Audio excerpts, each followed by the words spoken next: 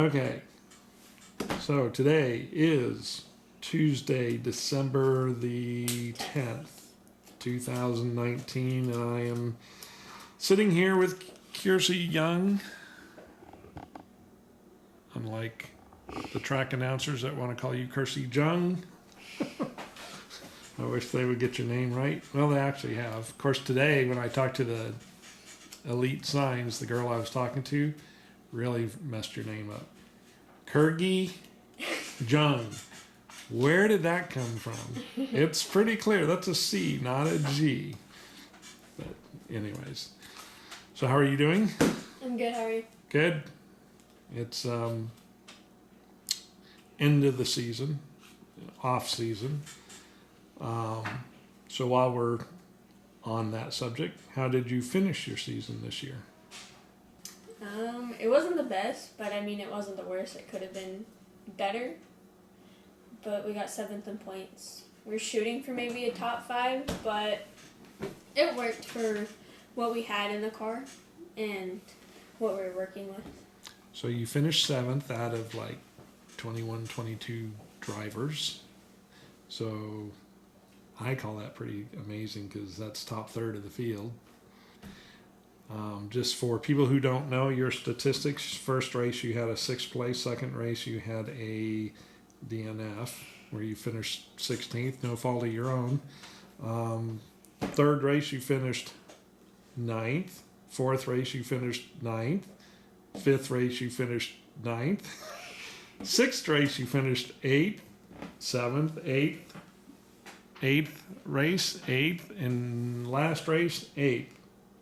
Pretty darn consistent, and that's pretty amazing for first time out. So you ought to be proud of yourself. I think that was a pretty cool season. Let's see. What, and this is a little bit different question, so I don't want to throw you, but what did you learn about yourself this year driving in this series?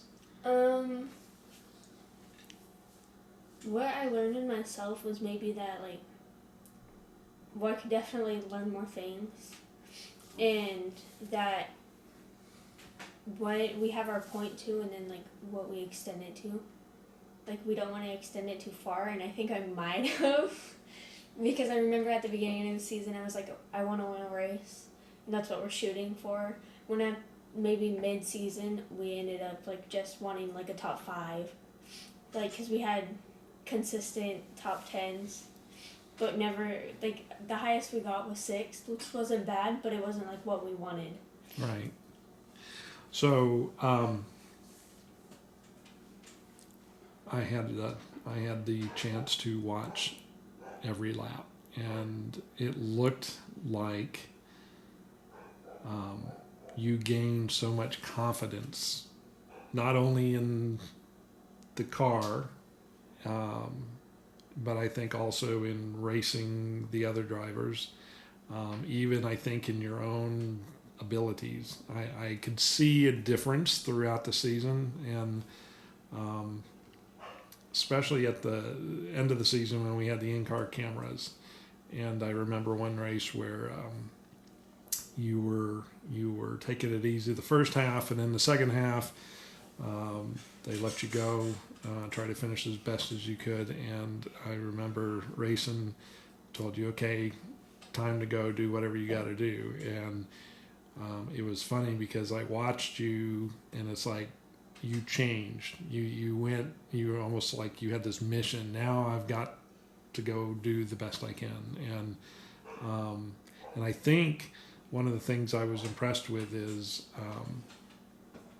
when you had to get by a car that wasn't willing to give up their spot, you didn't wreck anybody to do that.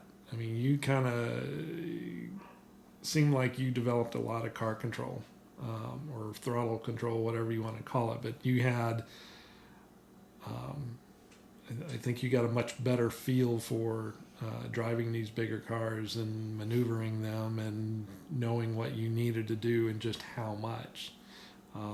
But no, I think you did a tremendous job this year. So definitely pat yourself on the back for that one. Thank you.